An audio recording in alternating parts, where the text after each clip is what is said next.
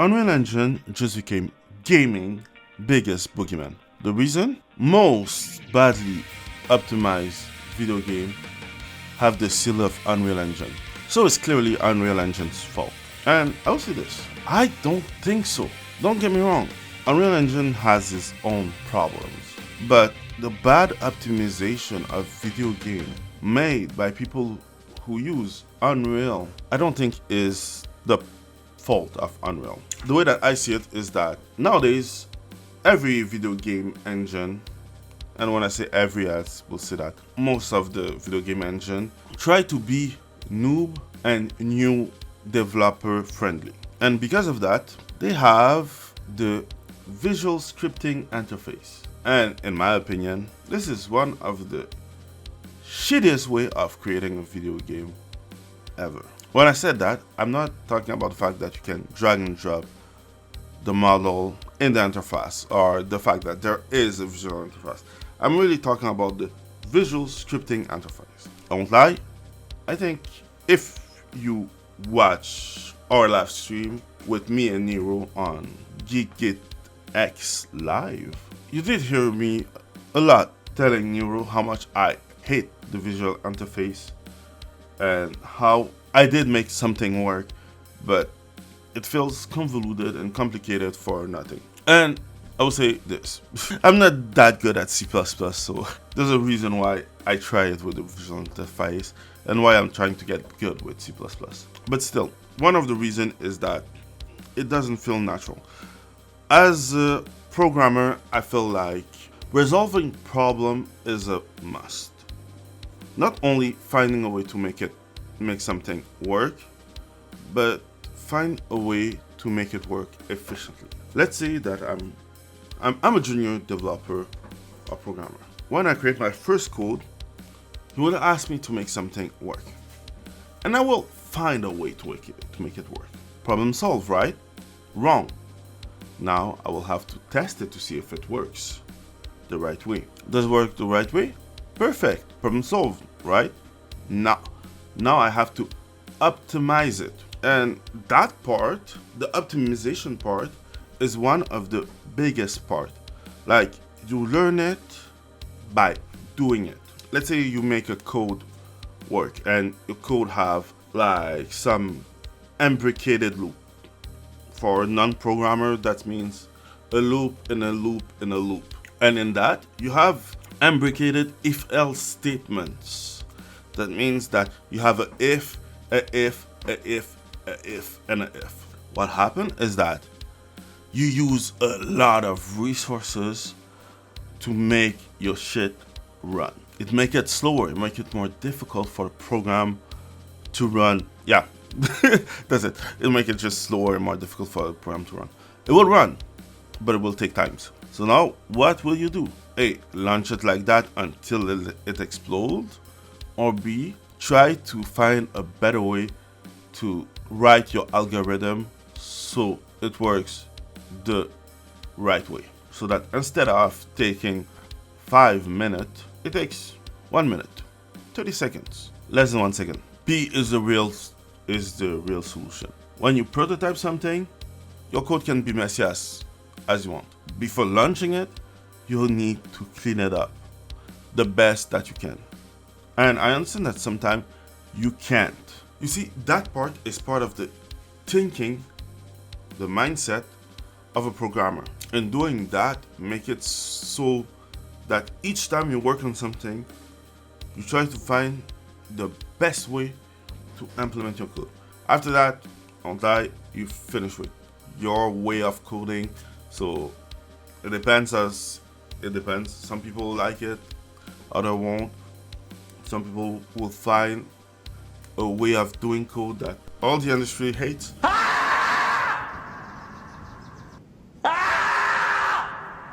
But that's another problem, right? But all those stuff takes time, takes experience, takes experimentation, takes a job, takes programming. And that includes people who work with the graphics part. I don't know how, but it includes them too. And I know that they find another way to do it. They're more qualified to talk about it when it comes to visual scripting and the graphics part and the baking part and the 3D modeling part. But everything that's code and everything that's code could be optimized with someone who has a lot more experience. So I think that it goes there too. Like I was watching the video of someone who was explaining why everything didn't work, and from what I understand is people just relying on the internal tools of Unreal instead of taking the time to understand the tools, to use it the best that they can, and not just using what's there. Then I removed the outside contents due to poor nanite management and wanted to focus on the scene that was shown in the original video. But the outside content has over 100 shadow casting lights with enormous range parameters. Keeping these as small as possible helps the traditional pipeline properly disable or cull lights when they or their shadow maps are not visible within the camera's view. Almost all of the lights in the project had blown up values, which means when the traditional pipeline was turned back on, over 300 shadow maps were being drawn, not to mention how fast overlapping lights, shadow casting or not, kill performance. So before turning off megalights, I fixed the range on all of the lights, but I wasn't ready to flip the switch off yet. I then scanned the environment for low poly meshes that I could immediately turn nanite off with. I started with a floor, which ended up being multiple pieces. The reason why this is ridiculous is because this could literally be a flat ground utilizing max area topology, and this pattern could just be a repeated texture instead. I then removed the unoptimized ultra dynamic sky actor and replaced it with the editor's default skylighting system. After disabling shadows on several lights that didn't need them, I finally turned off megalights. I switched over to cascaded shadow maps over VSMs to utilize signed distance field shadows. Then I slowed the tracing rate in lumen, increased the bounce light intensity, and lowered the lumen reflection threshold since the tweak didn't subtract from the environment's appearance. Here's a basic view of the original performance and visuals, and here's the promised performance via somewhat proper optimization. Now remember all... And you can see that this is someone who's really technical, right? Because the way that he explains stuff is no nonsense. He's just using technical jargon and you're like, God damn, I'm not this. I'm not doing that type of stuff. So I do understand what you're talking about, but sometimes you just have to think about what it is. So the fact that people put the fault on Unreal feels wrong, literally. It's like putting the blame on the tool instead of the person using the tool. Like, you choose to use Unreal. You choose to use a tool that you don't understand, that you don't have a grasp of it. So if your product come out shit, it's your fault. Now that this part is done, the real issue that I see with Unreal is the fact that all the industry is turning towards Unreal to create their games. So I would say that the industry is a little bit more open, right? You have Godot, you have Redo, you have Game Maker, you have RPG Maker. So the industry is more open. From what I can see, the AAA sphere is closing up onto Unity or Unreal. And the problem that I have is that most game looks like either an indie game or a AAA full HD Unreal game.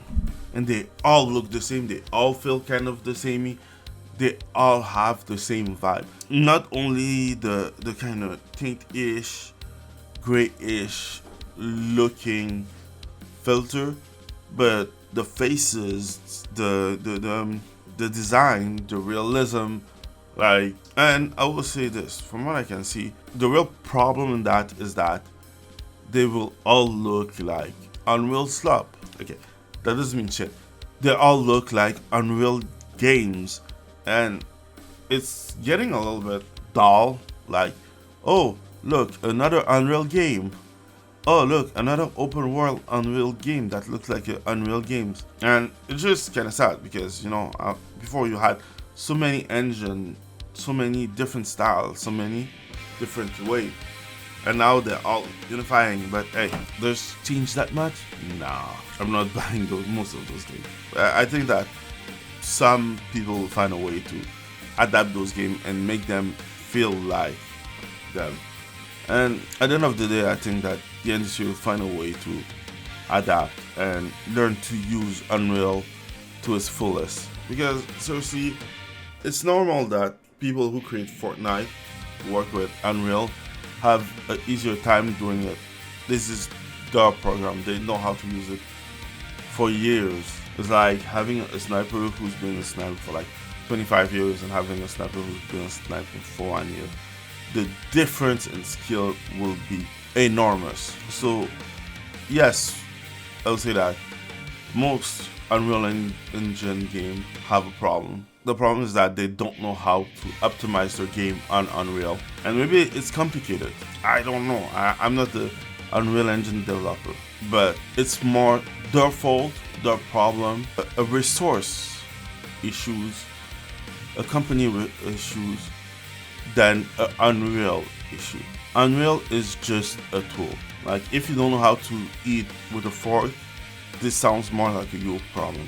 If you don't know how to eat with chopsticks, this is more like a you problem. If you don't know how to use a gun, this is more like a you problem, etc, etc, etc. And now people are just blaming the tool because they see the brand of the tool. It's like when people were crying about most of the shovelware being from Unity because there's a lot of Unity tutorial. This is not the fault of Unity. This is the fault of people using shovelware. So I hope that you like this video.